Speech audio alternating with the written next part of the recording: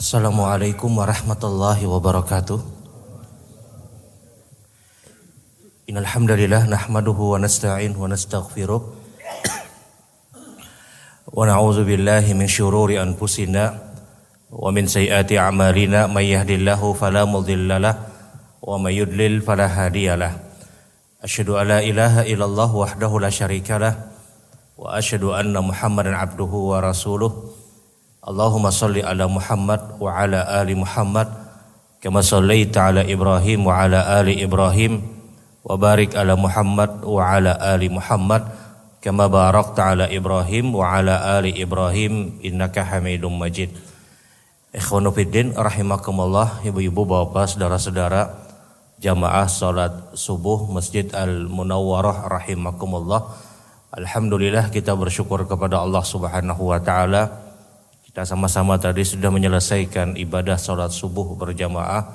Mudah-mudahan ketaatan yang baru saja kita bangun adalah salah satu sebab dari sekian sebab kita mendapatkan rahmat dan ampunan dari Allah Subhanahu wa taala. Amin ya rabbal alamin. Ikhwanu fiddin rahimakumullah, di kesempatan pagi hari ini sekian puluh menit ke depan insyaallah, yang jelas kada sampai 6:30 kita insyaallah. Ada nang haur ma antar anak, ada nang haur ma antar cucu, ada nang hendak memadar habis subuh. Kalau kawa jangan pang memadar dulu. Ikhwanu fiddin rahimakumullah, di kesempatan pagi hari ini kita akan kembali bersama dengan beberapa hal yang berkaitan dengan penyelenggaraan jenazah. Kalau pada pertemuan yang lalu kalau tidak salah di Masjid Ar-Rahman, karena ini berdekatan dengan Ar-Rahman, ulun akan sambung saja kajiannya. Pada kesempatan subuh Kamis kalau tidak salah, subuh Kamis yang lalu kita sudah membahas tentang beberapa hal atau kajian FKJK kalau tidak salah, Kamis lah. Kita sudah membahas tentang siapa yang berhak untuk menjadi imam pada pelaksanaan sholat jenazah dan juga hal-hal yang berkaitan dengan bacaan pada pelaksanaan sholat jenazah. Yang pertama tentunya kita tahu yang paling berhak untuk memimpin pelaksanaan sholat jenazah adalah siapapun yang pernah diberikan wasiat. Kalau seandainya si mayit itu pernah berwasiat dalam hidupnya, kalau saya meninggal maka yang jadi imam fulan, dan wasiat tersebut diketahui oleh orang yang diberikan, oleh orang yang mendapatkan wasiat, maka dia yang paling berhak untuk memimpin pelaksanaan sholat jenazah. Sebagaimana Aisyah radhiyallahu taala anha, beliau pernah berwasiat bahwasanya yang memimpin pelaksanaan sholat jenazah adalah Abu Hurairah atau Abdurrahman bin Sakhar Ad-Dawsi. Dan ketika itu Abu Hurairah lah yang menjadi imam pada pelaksanaan sholat jenazah untuk Aisyah radhiyallahu taala anha. Padahal ada sahabat-sahabat yang senior di dalam masuk Islam. Kita tahu Abu Hurairah itu masuk Islam 3 tahun sebelum wafatnya Nabi SAW. Sahabat yang junior ketika dilihat dari masuk Islamnya sahabat-sahabat yang lain. Tapi Aisyah radhiyallahu taala anha menjatuhkan pilihan kepada Abu Hurairah untuk apa? Untuk memimpin pelaksanaan sholat jenazah. Dan ini dalil bahwasanya siapapun yang pernah diberikan wasiat untuk memimpin pelaksanaan sholat jenazah, maka dia yang paling berhak. Kalau tidak didapatkan wasiat,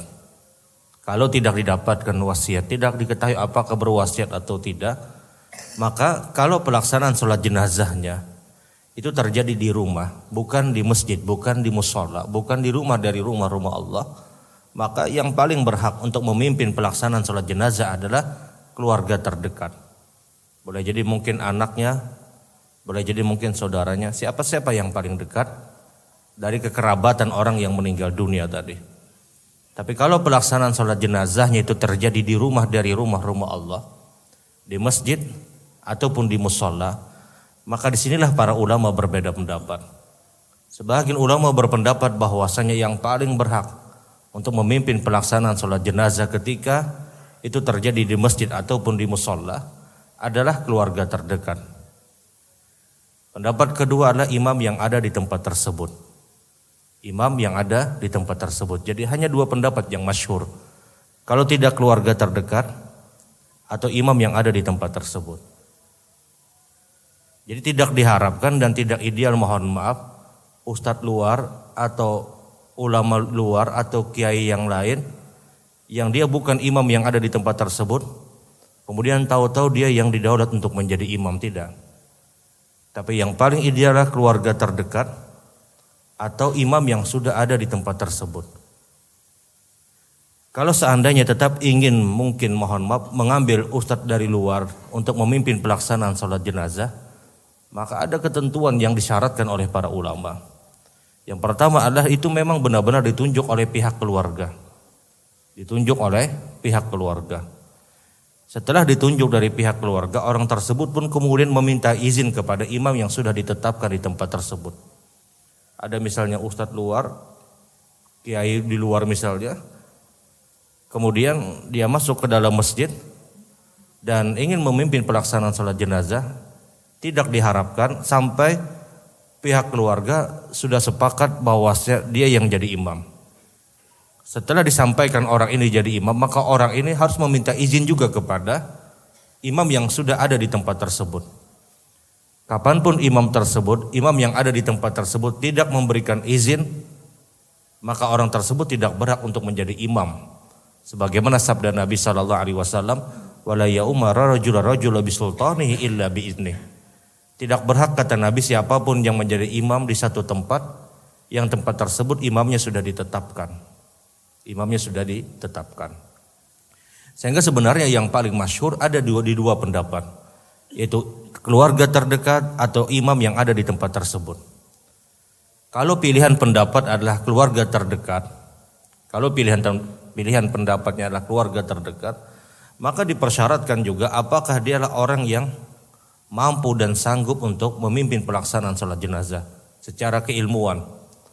Karena kalau ada orang itu kada biasa memimpin pelaksanaan sholat jenazah dan dia tidak tahu ilmunya, tidak mengerti, bahkan mungkin mohon maaf jarang sekali misalnya ke masjid, itu takbir yang kedua bisa jadi ruku.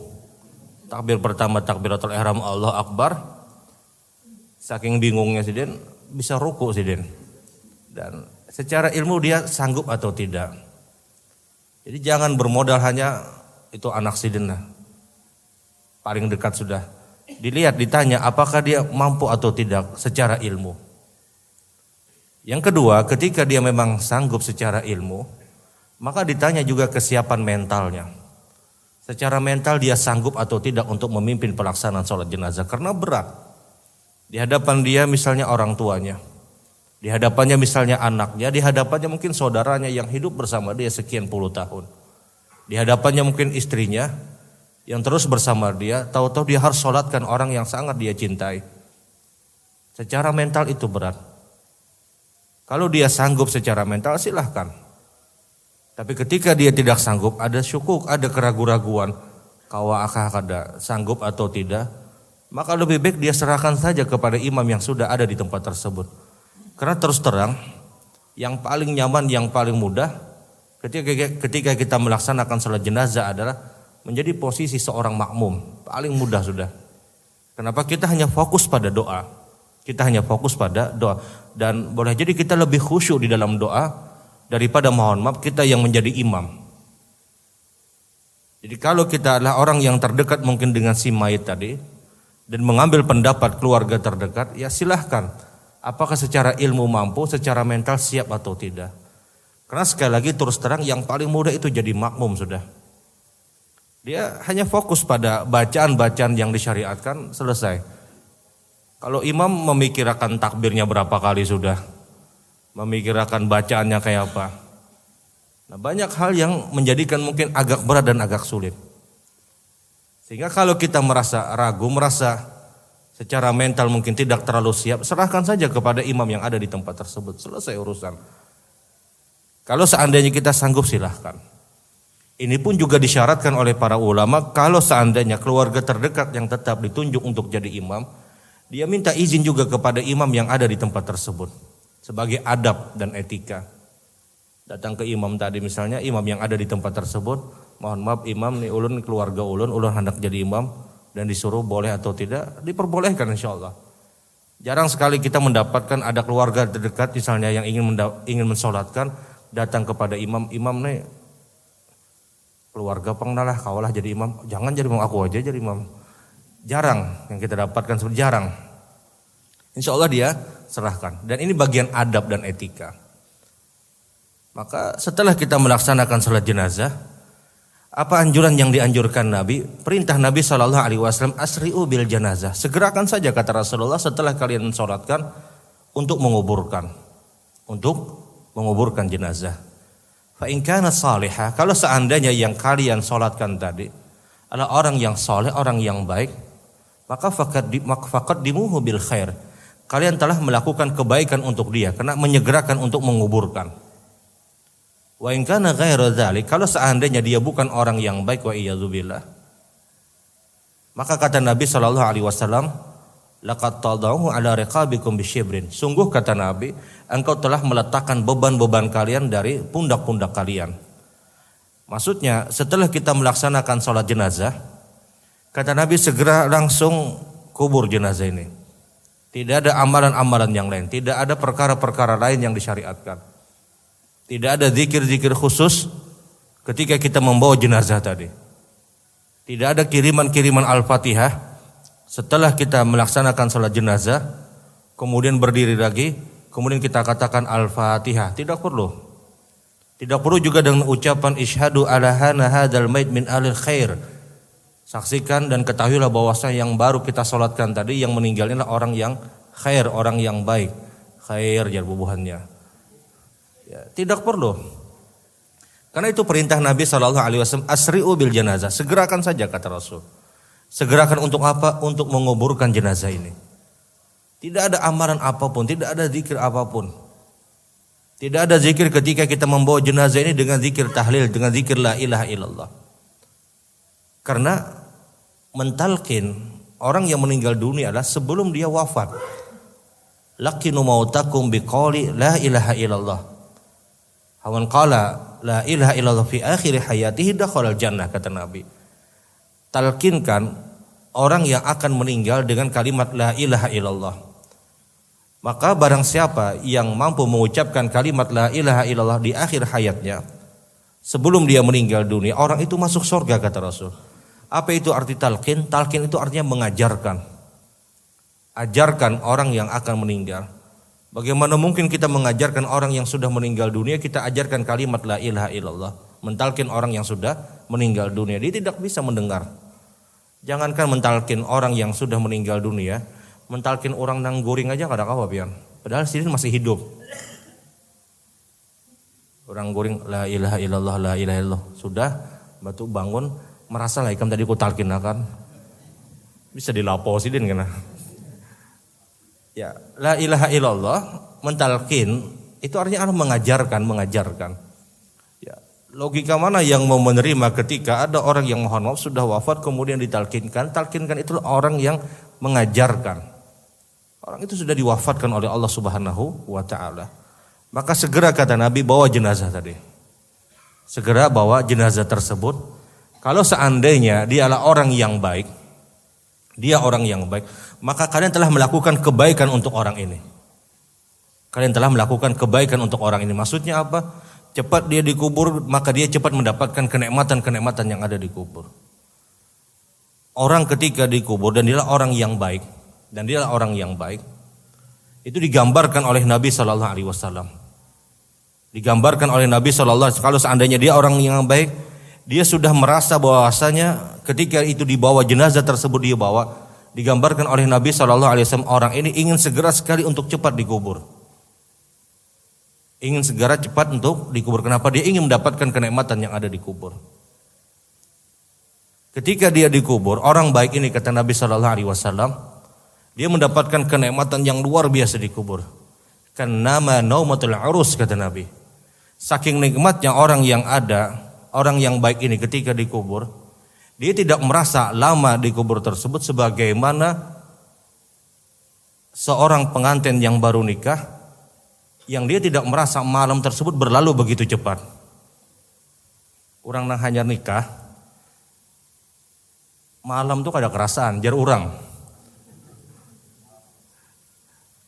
Orang yang seperti ini, orang yang meninggal, kemudian dia orang yang baik kata Rasul Sallallahu Alaihi Wasallam, dan dia dikubur, dia begitu cepat mendapatkan, dia begitu nikmat mendapatkan kenikmatan tersebut, digambarkan oleh Nabi, kanam naumatul arus, seperti tidurnya seorang pengantin yang baru menikah.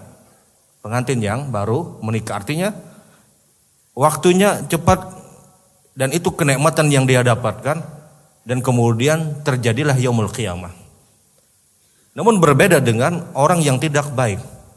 Orang yang tidak baik ketika dibawa jenazah tersebut digambarkan oleh Rasul sallallahu alaihi wasallam, "Kemana kalian membawa aku? Kemana kalian membawa aku?" Ada ucapan yang seperti itu yang diucapkan oleh orang yang sudah meninggal dunia, yang jelas itu tidak didengar oleh orang-orang yang membawa. Kemudian dia dimasukkan ke dalam kubur. Dan ketika itu dia merasa bagaimana dahsyatnya adab kubur, wa iyadzubillah, dan dengan dahsyatnya adab kubur itu pun dia ingin tetap bertahan dengan berlama-lama di kubur agar apa? Agar tidak terjadi hari kiamat. Kenapa? Karena dia tahu setelah adab kubur akan ada perkara yang lebih besar. Ini gambaran yang pernah digambarkan oleh Rasul sallallahu alaihi wasallam. Makanya Nabi sallallahu alaihi wasallam beliau menyatakan, kalau seandainya dia adalah orang yang baik kata Rasul, maka kalian telah memberikan kebaikan kepada orang ini. Tapi kalau seandainya dia bukan orang yang baik, maka kalian telah melepaskan beban dari pundak-pundak kalian. Maka intinya segerakan kata Rasul sallallahu alaihi wasallam. Segerakan, setelah kalian salatkan, segerakan kata Nabi sallallahu alaihi wasallam. Segerakan maksudnya untuk dikubur, untuk diselesaikan. Nah, ikhwanu fillah rahimakumullah, di antara anjuran yang dianjurkan Nabi sallallahu alaihi wasallam ketika kita membawa keranda, pada saat kita mengangkat keranda tersebut, perintah Nabi sallallahu alaihi wasallam, kata Rasulullah, berdirilah kalian dan bawalah kata Rasulullah bijawani bisarir, bi arba'ati jawani bisarir, di 4 penjuru keranda tersebut kata Rasulullah. Anggap ini keranda jenazah, setelah kita mensolatkan, maka kata Nabi berdirilah di pojok 4 pojokan ini, 4 orang ini. Dan itu yang paling banyak pahalanya orang yang membawa jenazah tadi, yang di pojok 4 orang ini. Itulah yang paling banyak pahalanya kata Rasul sallallahu alaihi wasallam. Ya, wajar di 4 penjuru ini yang paling banyak pahalanya. Kenapa? 4 penjuru ini yang paling barat sudah membawa. Menang di kanan kiri ini, apalagi yang banyak di higas ini, itu bebaya menjapai aja bebuhannya tuh. Mangkat gen tapi mangkat juga. Ya, ini jelas pernyataan Rasul sallallahu alaihi wasallam. Jadi kalau kita ingin membawa jenazah, maka yang paling banyak pahalanya itu ada di pojok 4 itu kata Rasul sallallahu alaihi wasallam. Dia bawa jenazah tersebut, kemudian dia bawa ke kubur. Dan perempuan, apakah boleh untuk menguburkan, untuk ikut menguburkan jenazah? Mayoritas ulama menyatakan hukumnya makruh. Sebagaimana Ummu Atiyah radhiyallahu taala anha menjelaskan bahwasanya satu hari kami mengiringi jenazah sahabat Rasul sallallahu alaihi wasallam. Ketika kami mengiringi jenazah Rasulullah dan hampir tiba ke Baqi, Baqi itu pekuburan yang ada di kota Madinah, pekuburan pertama yang nanti dibangkitkan oleh Allah dari semua pekuburan yang ada di dunia. Pekuburan pertama yang dibangkitkan oleh Allah adalah orang-orang yang dikubur di Baqi. Semua keluarga Nabi itu dikubur di Baqi. Hanya Khadijah binti Khuwailid, istri Nabi yang pertama yang dikubur di Ma'la di Mekah. Semua anak-anak Nabi itu dikubur di Baqi. Imam mazhab yang dikubur di Baqi adalah Imam Malik. Mayoritas para sahabat pun dikubur di Baqi. Rasulullah SAW beliau menyatakan ketika mendapatkan dan mengetahui ada sebahagian dari istri sahabat ikut mengantarkan jenazah, hampir tiba di Baqi, maka Rasulullah berkata kepada istri-istri sahabat, kata Rasulullah, cukup kata Nabi, irji'na fa inna kunna ma'jurat. Kalian pulang saja kata Rasulullah, kalian sudah dapat pahala. Tidak perlu kalian ikut mengantarkan jenazah kemudian melihat proses turunnya jenazah ke kubur. Tidak perlu kata Rasulullah. Dan itu dilarang oleh Rasul sallallahu alaihi wasallam. Meskipun pelarangan ini bukan pelarangan tahrim, bukan pelarangan yang diharamkan. Ini karahiyatu tanzih, hukum yang dihukumi makruh, hukum yang dihukumi makruh. Maka cukup kata Rasul sallallahu alaihi wasallam.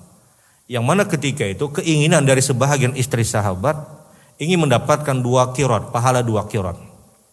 Rasulullah itu pernah bersabda, "Man syahida ala janazah," siapa yang melakukan salat jenazah hatta yusolli, sampai dia mengerjakan salat jenazah, falahu qirat, dia mendapatkan 1 qirat. Wa man syahida hatta yudfan, dan siapa yang melaksanakan salat jenazah kemudian dia ikut menguburkan, falahul qiratan, dia mendapatkan pahala 2 qirat. Nabi SAW ditanya, apa yang dimaksud dengan qirat? Kata Rasulullah, paling tidak besarnya pahalanya seperti gunung Uhud. Jadi orang yang ikut melaksanakan sholat jenazah paling tidak pahalanya seperti gunung Uhud. Besar dan beratnya gunung Uhud, itulah yang nanti ditimbang pada kehidupan akhirat. Kalau amalan sekecil zarah saja itu diperhitungkan oleh Allah, bagaimana amalan yang mendatangkan pahala seperti gunung Uhud? Dan ini pahala yang sangat besar. Sebahagian istri sahabat tahu hadis ini, maka mereka ingin mendapatkan 2 gunung Uhud karena mensolatkan dan ikut mengantarkan jenazah. Tapi apa kata Rasul? Pulang saja kalian semua, kalian sudah dapat pahala. Ini dalil bahwasanya seorang perempuan mereka punya peluang untuk mendapatkan pahala 2 qirat. Syaratnya apa? Syaratnya dia mengerjakan sholat jenazah. Yang kedua ada keinginan juga untuk menguburkan. Namun karena ini syariat menyatakan tidak perlu, maka dia sudah mendapatkan pahala 2 qirat. Pahala 2 qirat bagi seorang perempuan sebagaimana pernyataan Nabi SAW. Maka di sinilah para ulama kemudian menyatakan perempuan itu hukumnya makruh. Tapi kalau seandainya sudah dikuburkan, selesai dikuburkan, bahkan mungkin boleh jadi 5 menit setelah dikuburkan sekalipun, perempuan boleh untuk datang ke kubur. Karena ini sudah hukum ziaratul kubur, bukan lagi hukum untuk ikut menguburkan, tidak. Selesai misalnya dikuburkan, kemudian didoakan dengan doa-doa kaum muslimin, maka setelah itu seorang perempuan atau keluarga tadi boleh untuk datang ke kubur. Kalau ingin ikut silahkan dia bertahan di dalam mobil misalnya. Kemudian dia tunggu beberapa saat, selesai dikuburkan silahkan dia datang. Dan ketika itu hukumnya sudah ziaratul kubur. Dan ziaratul kubur adalah perkara yang dianjurkan dan disunnahkan oleh Nabi SAW. Subhanakallahumma wabihamdik asyhadu an la ilaha illa anta astaghfiruka wa atubu ilaik. Assalamualaikum warahmatullahi wabarakatuh.